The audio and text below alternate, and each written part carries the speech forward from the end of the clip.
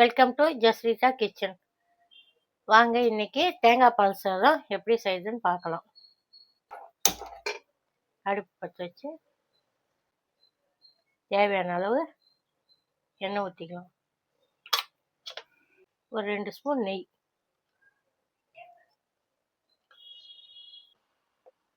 இது காயத்துக்குள்ள அதுக்கு தேவையான மசாலா அரைச்சிக்கலாம். 5 பச்சை மிளகா காரத்துக்கு தேவையான அளவுக்கு.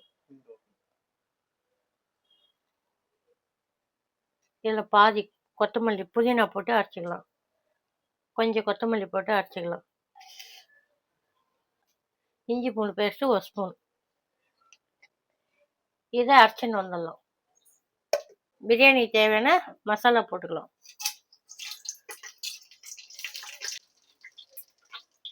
புதினா கொத்தமல்லி போட்டுக்கலாம்.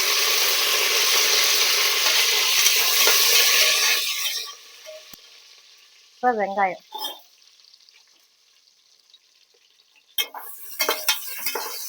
பொன்னிறமாக வரட்டும். இதை இதில் போட்டுக்கலாங்க.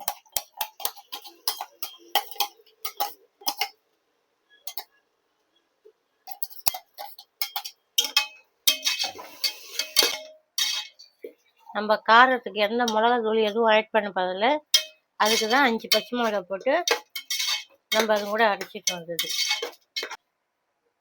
இப்போ இந்த தேங்காவை அரைச்சிட்டு வந்துடலாம். இப்போ பச்சை வாடை போயிட்டு கேரட்டு, பீன்ஸு, உருளைக்கிழங்கு, பட்டாணி, நான் 4 காய்கறி போட்டு வச்சுருக்கேன். ஒரு 2 நிமிஷம் வதங்கட்டும். தேங்காவை அரைச்சி வடிகட்டி எடுத்துன்னு வந்துட்டுங்க. 1 டம்ளர் அரிசிக்கு 2 டம்ளர் தண்ணி. 1 டம்ளர் தேங்காய் பால் ஊற்றிட்டு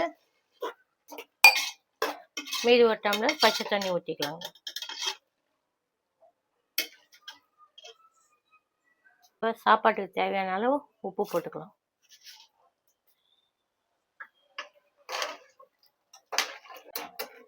தண்ணி கொஞ்ச நேரம் கொதிக்கட்டும்.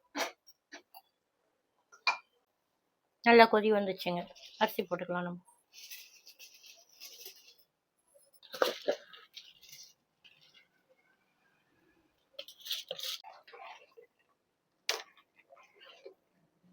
இதில் நம்ம தக்காளி எதுவும் சேர்க்கலைங்க, அதனால ஒரு 1/2 லெமன் பிஞ்சுக்கணும். அதில்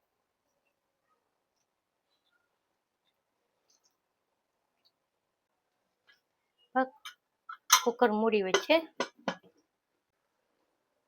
2 விசில் வரட்டுங்க.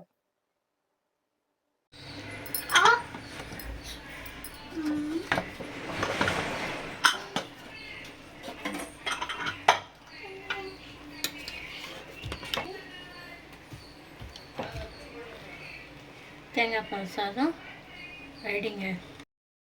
உங்களுக்கு எங்கள் பார்த்து தந்துட்டு பிடிச்சிருக்கான்னு நினைக்கிறேன்.